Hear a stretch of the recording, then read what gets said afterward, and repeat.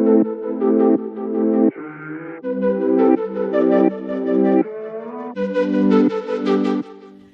everyone! So the topic for today's video is the most requested one. So ito usually yung mga questions and comments na nakukuha ko from my TikTok account, other YouTube videos, as well as sa Facebook groups. And we are going to talk all about our DIY student pathway process, kasama na rin yung open work permit.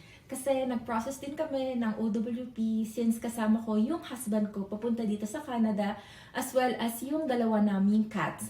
So we have 2 Persian cats, si Kyrie and si Cream, and nandito na din sila ngayon sa Canada. So first of all, ano nga ba yung study permit? So according dito sa IRCC website, the study permit is a document we issue that allows foreign nationals, tayo yon, to study at designated learning institutions here in Canada. So ito yung maririnig nyo lagi na term na DLI, meaning Designated Learning Institutions. Ito yung mga school na approved ng government ng Canada to accommodate international students. So, remember, hindi lahat ng school sa Canada ay pwedeng mag-enroll na lang tayo bigla kasi hindi naman lahat yan ay pwedeng mag-accommodate ng international students. So, punta kayo sa website ng RRCC and then meron dong list kung ano yung mga schools na DLI and PGWP eligible or yung may post-graduation work permit. So, yung mga links na sasabihin ko all throughout the video, I will share it and include it in the description box below. So, check nyo na lang later. Alright, let's discuss the steps kung ano nga ba yung ginawa namin ng husband ko in order to obtain my study permit and open work permit naman sa kanya. Since DIY yung ginawa namin, the first step that we did is to research. So, given na po yan na if you opted to do the DIY route katulad namin and ayaw nyo nang gumastos na mag-avail ng services ng mga agency or ng mga consultants, then marami po talaga tayong oras na kailangan gawin for research. So, paano nga ba mag-research? Yan yung unang tinatanong eh. Saan ba magre-research? So, the first is yung IRCC website. So, sa IRCC website, nandun na po halos lahat ng mga kailangan natin in order to process our study permit and open work permit if your husband or your common law partner is coming with you. So, out of all the things na i-mention ko, dito po tayo lagi magbe-base kasi ito yung most accurate information na makukuha natin sa online. So, yan, pag pinuksan niyo po yung IRCC, yan sa Immigration and Citizenship, and study in Canada as an international student, and dyan na yung about the process, who can apply, get the right documents, how to apply, after you apply, preparing for your arrival, and what to do while you are studying. So, dito po tayo kukuha, and second, if tingin nyo kulang pa to, and gusto nyo na makabasa ng experience din ng other Filipino na ito rin yung pathway para makapag-migrate sa Canada, then the second thing is yung Facebook groups. So, I'm one of the admins for the Pinoy Canada Student Pathway Facebook group. And dito po talaga halos nakuha ko lahat ng information because in their feature tab, nandun na po yung mga step 1, step 2, step 3, and just the general guidelines kung paano magsimula and mag-apply for study permits. So, sa Facebook group din na to, yan, dyan nyo rin makikita yung mga experiences ng iba, yung mga na-refuse, na-approve. So, it will give you an idea kung ano ba dapat yung mga documents na isasubmit. So, the third thing na pwede nyong gawing guideline is yung mga YouTube videos. So, marami na po dito nag-upload na fellow Filipino, na successful stories din, na sinashare nila kung ano yung naging process nila para makapag-migrate dito sa Canada using the student pathway as well as yung mga na-PR na. So, yan po yung tatlo na nakatulong sa amin while researching. So, just to recap, the first one is the RRCC website, the second one is the Facebook group, and the third one is yung mga YouTube videos. So, ayan, syagaan lang po talaga, and I'm sure na yung mga questions nyo, masasagot yan kasi most likely na experience na din yan ng iba. The next step dito sa naging process namin is deciding the school, the program, and the intake that I'm going to take here in Canada. So when it comes to program, mas madaling i-defend sa letter of explanation or sa SOP, also known as Statement of Purpose, kung yung program na iti-take mo dito sa school mo sa Canada is related na either sa educational background mo, kung ano yung tinapos mo nung college, or sa naging work experience mo. In my case, ang pinili ko is Business Administration Program. So it's a 2-year program sa Southern Alberta Institute of Technology, which is SAIT. So kaya ko pinili yung program na BA is because of my previous work experiences. So ang tinapos ko nung college is HRM, but most of my work experiences ay related sa business, and especially yung last na experience ko as a freelance social media manager.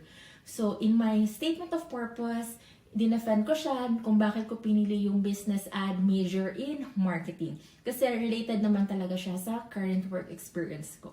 So ayun, yun lang yung number 1 tip ko if nahihirapan pa kayo mag-decide kung ano yung aaralin nyo dito sa Canada.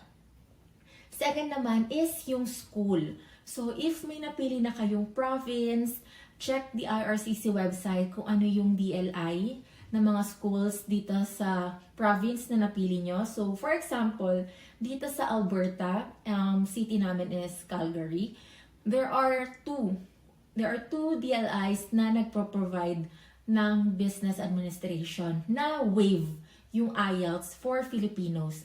Waive meaning hindi po ako nag-take ng IELTS kasi yung SAIT or yung school na napili ko, nag-a-accept sila ng medium of instruction. So, itong medium of instruction, nakuha ko siya sa university ko. So, yun yung isa sa mga requirements para hindi na ako kailangan magpasa ng IELTS or any English exam. So, di ba, additional na bayad din yun. I believe nasa 12,000 yung IELTS ngayon. So, malaki rin yung matitipid if you're going to choose a school na waive na yung IELTS for Filipinos as long as you have the MOI. So, napili namin yung SAIT, yung Calgary, kasi sinearch ko yung website and nakita ko talaga yung mga good reviews din from previous and current students na Filipino. Tapos, sa Calgary rin kasi nandito yung family ng husband ko, so it will be easier for us to adjust kapag malapit din sa province nila or sa city nila. Tapos doon din kami mag-i-stay. So malapit din sa school. And then the last is yung intake. So here in Canada, there are 4 intakes. So yung usual, yung fall na nag-i-start ng September. Next is winter intake, nag-i-start ng January. Sunod ay spring, May naman yon. And then yung summer, it's either June or August, I think. So, pero most of the time, ang meron lang talaga na intake is yung fall, winter, and spring. So, take note, hindi lahat ng programs available sa intake na to. Usually, during fall lang sila or yung September kasi parang ito yung pinaka-main intake dito sa Canada. The third step is making sure that you have enough proof of funds or yung tinatawag na POF. So, this is the most important kasi, yes, mabilis yung student pathway, pero ito rin yung most expensive pathway para makarating dito sa Canada. So, kailangan mo na mapaprove sa visa officer that you can support yourself as well as your dependents if they're coming with you. So, dito sa IRCC website, ang minimum funds needed to support yourself as a student or a family member is, if ikaw lang, it's 10,000 Canadian dollars plus 1-year tuition fee. So, check the website of your chosen DLI. Plus, additional na 833 required amount funds per month. So, 833 yung kailangan. So, sa first family member naman, ang amount is 4,000 Canadian dollars. And then, every additional accompanying family member is 3,000 Canadian dollars. So, for example, if you and your 2 family members, so ikaw na SP na student, yung husband mo or yung partner mo na OWP, and then you have a kid, meron din kayong dependent na anak nyo, so ang total nun is 17,000 Canadian dollars plus yung 1-year tuition fee mo. So, for example, yung 1-year tuition fee mo is 15,000. So, i-add mo na lang yun. 17,000 Canadian plus 15,000 Canadian dollars. So, yun yung kailangan mo na total proof of funds. So, paano mo mapapakita yung proof of funds na to? It's either your own money or your family money, yung savings nyo ng husband mo, ng partner mo. Magsasend kayo ng bank statements na 6 months worth of bank statements, bank certificates, and then you can also show your ITR, your payslips. So, lahat ng to naka-indicate naman dito sa website kung ano yung mga kailangan. If you don't have your own money, then pwede rin yung sponsor yung magpapakita ng proof of funds. So, magsasend sila or magbibigay sila sa'yo ng mga required documents as a proof dun sa visa officer na they are willing to support you and meron talaga silang ganong kalaking halagang amount sa bank nila. So, yun yung mga example. So, either you either support yourself or you have a sponsor na magsusupport sa'yo sa studies mo as well as your living expenses dito sa Canada. Once you have the funds and all the required documents na nakita nyo na kailangan sa IRCC website is you have to process your letter of acceptance or yung tinatawag na LOA. So, ito rin yung pinaka-importante because without this document, hindi ka makakapag-apply ng study permit. Kasi syempre, kailangan mo ng letter of acceptance para mapakita sa visa officer na meron ka ng school na pag-e-enrollan or na-enrollan para makapunta dito sa Canada. In my case, yung mga documents na hiningi ng SAIT sa akin are my high school diploma and my high school form 137, college diploma and college transcript of records, a copy of my passport, and yung last, yung na-mention ko earlier, which is the Certificate of English as Medium of Instruction. So, yung Certificate of English as Medium of Instruction or yung MOI, nakuha ko siya sa university ko dito sa Philippines. So, pumunta lang ako sa school and then I requested for it. And then, nakuha ko siya after 2 weeks. So, once na nakuha ko na yon, tsaka ako nag-apply for my LOA. So, for applying LOA, you can do it yourself as well or marami sa Facebook groups na mga educational consultants na nag-offer ng free LOA assistance. So, in my case, I asked help with Suncor. The reason kung bakit ako nag-avail ng free service nila is para sila na yung mag-upload sa portal and then they will give me the details. Tapos makikita ko pa rin naman kung ano na yung status ng request namin for my LOA. So, sa SAIT, inabot kami ng almost 2 months kasi naging busy sila that time sa mga paparating na mga fall students. So, parang yun yung inasikaso nila. Pero after naman nun, nung nakuha ko na yun, dun na ako nakapag-lodge.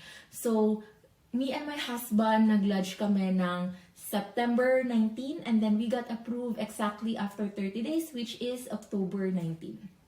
So, make sure na you have all these documents ready para mabilis na yung process nyo sa pagkuha ng LOA. Kasi syempre, hindi talaga kayo makakapag-lodge online ng inyong application if wala pa kayo ng document na to. Some schools, it will really take time. May mga alam ako na ang usual turnaround time nila is 3 to 6 months bago makakuha ng LOA. And meron din naman mga schools like Bow Valley College here in Calgary as well na ang bilis mag-close ng mga ibang programs nila. So check the website, nakalagay naman doon kung kailan mag-open yung acceptance nila for a specific intake. And as much as possible, once na-open na during the first day, mag-apply na agad kayo para hindi kayo maubusan ng slots. Okay, so punta na tayo sa next step and ang naging next step namin sa process na to is yung medical. So may 2 types of medical, yun yung upfront medical and the other medical which is maghihintay pa kayo ng request from RRCC once you lodge your application. So sa amin ng husband ko, we did the upfront medical. So hindi pa kami nakakapag-lodge, nag-request na agad kami sa IOM Makati ng schedule to do our medical. So, ang medical naman, it's valid for 1 year.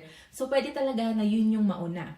Make sure lang na you know your timeline para sayang kasi hindi ka makakapasok ng Canada if expired na yung medical mo. So, kung nag-medical ka ng July, pero ang intake mo is sa September pa, the following year, so kailangan by July, nandun na kayo sa Canada or before that month. So, take note nyo lang yun. So when it comes to medical, there are accredited clinics. I believe yung mga accredited clinics ay IUM first, yun yung na-experience namin. Second, NHS, and then the other is St. Luke's. Hindi ako sure kung meron pang iba, pero yan yung top 3 na lagi kong nakikitang clinics kung saan nagpapamedical yung mga aspiring international students na Filipino. So ours, we did it at IUM Makati, and we paid 10,000 each, so a total of 20,000. So meron naman silang email, yun yung pinaka magandang way to reach them out. So, ang email nila is mhc.can@ium.int. So, just let them know na you're looking for a schedule, tapos magsisend sila, magre-reply back sila, may form. So, sasagutan mo lang yon, and then they will email you the requirements. So, sa IUM, hindi required yung LOA. So, kahit wala pa akong LOA, nakapagpa-medical na agad kami ng husband ko. So, mabilis lang naman, parang, I think 1.5 hour, tapos na agad kami. Tapos, very approachable pa yung mga staff nila. Tapos, when it comes to email, they're also very responsive. So, after makuha mo yung email nila, then you will go ahead and go to your schedule. So, pagdating doon, may mga requirements, ipapakita mo lang, and then yung mga series of tests. Ayan, ang series of tests, i-share ko na lang sa another video kasi medyo mahaba yun para ma-explain ko. Pero yun, after ng test nyo, nandun pa lang kami sa IOM, may sinend na agad sila sa email na e-medical info sheet. So, etong document na to, yan yung i-upload nyo sa GCKey, dun sa account nyo, para may proof kayo na nakapagpa-medical na at hindi na kayo bibigyan ng request ng IRCC to do it again. So, yun yung magiging basis nila na tapos na kayo magpa-medical. So, pwede ka rin manghingi ng updated medical after 10 days from the date of your medical para yun yung i-upload mo sa GCKey if hindi pa naman kayo nagla-lodge. So, yun yung ginawa ko. After 10 days, nag-request ako ng updated medical info sheet. Tapos, yun yung inattach ko sa application namin ng husband ko. Once you have all the documents that you need, like yung LOA, mga personal documents like NBI, marriage certificate if married na, your birth certificate, your other proof of funds, and your medical info sheet, then it's time to create your GCKey account. So sa GCKey, doon tayo magla-lodge ng application natin online. For now, meron ng 2 portals na pwede nyong gamitin. The first one is yung GCKey na na-mention ko, and then the second one is yung new IRCC portal. So what's the difference between the two?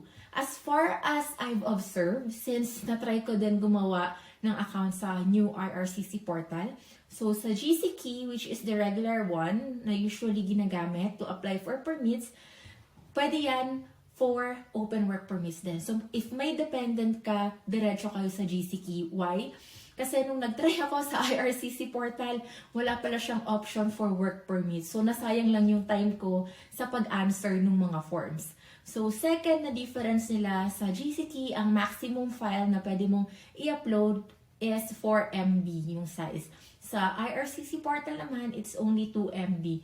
Kasi sa GCKey, maraming forms na kailangan i-download. While sa IRCC, wala na halos na forms. So, diretso dun ka na magsasagot when you create your account. Tapos, when it terms of the processing naman, iba-iba pa rin. Kasi sa GCKey or yung sa mga regular streams, ayan, ang dami kong nakikita sa Facebook groups na a-approve sila in less than 2 weeks, in 1 month, katulad namin. Well, meron din naman sa IRCC portal na ganun din kabilis. So, it will depend on the visa officer that will process your application as well as any other factors na ang alam lang nun ay yung immigration. So, di ba, may mga system sila that only the immigration knows. Kaya, ang lagi ko lang sinasabi is make sure na complete yung mga documents na isasubmit mo kasi yon para wala nang hingin sa'yo na additional requirements yung visa officer. Tapos, if you're an OFW pala, kasi ex-OFW kami ng husband ko, nag-work kami before sa Dubai, UAE, kailangan din ng police certificate. Yun yung tawag nila, police clearance certificate. So, if you have worked abroad or stayed for 6 months or longer, automatic kailangan mo mag-provide ng police clearance from that country. So, yung sa amin naman, if you're from Dubai, you can get it online sa MOI. Mas mura siya as compared sa Dubai Police website. So, after paying, we got our certificate, police clearance certificate, in our email after 30 minutes. So, when you create your GCK account, yun, maraming questionnaires doon. So, yung mga forms na ma-upload or yung mga forms na makukuha mo sa account mo, magdedepende yan kung ano yung mga sinagot mo sa questions. So, may mga tanong doon kung may dependent ka or solo lang. Tapos, kung nag-upfront medical ka na ba or hindi pa. And then, tinatanong din doon kung nakapag-biometrics ka na in the past 10 years. So, yun yung mga usual question doon. So, pwede naman kayo mag-create agad to check. Pero, just take note na it will only be valid for 60 days. So, not the GCK account, pero yung ginawa mo for that permit. So, after 60 days, automatic madidelete na yon sa account mo and you have to answer the questionnaires again. Tapos, pagka-create mo na, makikita mo na yung mga forms na kailangan. So, ida-download mo yon, sasagutan mo, tapos i-upload mo ulit dun sa account nyo. Also, you will see there sa bottom part yung magiging total kung magkano yung babayaran mo. In our case, for student permit and open work permit, ang total na binayaran namin is 575 Canadian dollar. So, mag-iiba yan if madadagdagan yung dependent mo or if family of 3 or more kayo. And you are done! So, ayun yung naging process namin. After you lodge your application, may makita kayo message na congratulations. So, meaning, okay na yon, na-submit na yon, and then you will see dun sa account mo na makikita mo na yung status doon kung read, kung submitted, so, or kung may mga changes. So, yan na yung waiting game. So, in my case, in our case, ang magiging tip ko lang is really prayers. Kasi, di ba, once you submitted it, wala na sa kamay mo yon. So, ginawa mo na lahat sa pag-collate ng documents, sa paggawa ng SOP, sa pag-collate ng funds para, di ba, masuportahan mo or yung family mo para makapunta dito sa Canada. So, let go and let God. Alam ko yung magiging experience since pinagdaanan namin, especially if DIY. Once na nakuha nyo na yung approval, yung do not reply email from the IRCC, iba talaga yung feeling. So, kung chinek nyo yung TikTok ko, mapapanood nyo doon yung naging reaction ng mami ko and ng close friends ko nung sinabi ko sa kanila na na-approve na kami ng husband ko. Kasi, it's really a blessing for us and hindi namin ina-expect na mabilis na din, na 30 days lang yung naging process namin to get our approval. Because in reality, ang dami talaga naming red flags. Especially sa case ng husband ko, my OWP, na yung red flags niya, may previous tourist visa refusal na siya sa Canada ng 2 beses. Tapos, yung family niya nandito pa sa Canada, mga PR na. So, it's a red flag kasi kailangan namin talagang i-prove na we are going back to the Philippines. Or kung hindi man, na hindi man kami babalik ng Pilipinas, kailangan namin ma-prove na hindi kami mag-TNT dito sa Canada.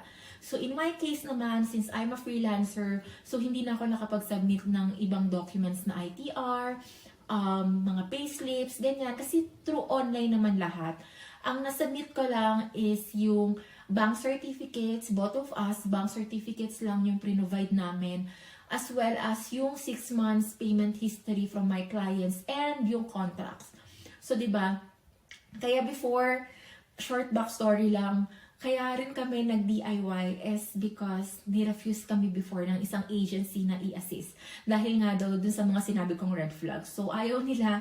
Kaya inisip ko, mag-DIY na lang kaya ako. Kasi nabasa ko nun sa YouTube, pwede naman. So, I did my research, katulad nung sinabi ko sa inyo, sa start ng video na to, I did my research. Tapos, syempre, yung support din ng husband ko. And it's also important for me yung support ng family. So, hindi man ganun kadami yung nakakaalam nung naging as in journey namin. Pero, iba yung makakakuha ka ng encouragement and prayer sa ibang tao. Also, you can join kasi yung SAIT, may Facebook group din yan. So, SAIT Filipino students. So, I'm sure yung mga ibang school meron na rin Facebook group. So, you can join there and connect with, fellow classmates, future classmates, or batchmates, para you will have an idea kung ano na ba yung mangyayari pag nag-aral kayo, and meron kayong makakausap regarding sa process na to. Kasi yung anxiety talaga, and minsan, or hindi, most of the time, nung 30 days na yun na naghihintay ng approval, almost every day, parang umiiyak na ako. Yes, totoo po yan. Kasi iniisip ko kung approve ba, refuse, overthinking talaga ng malala. Kaya alam ko yung mga aspiring international students, ramdam ko yung pinagdadaanan nyo ngayon. So, kapit lang and always pray.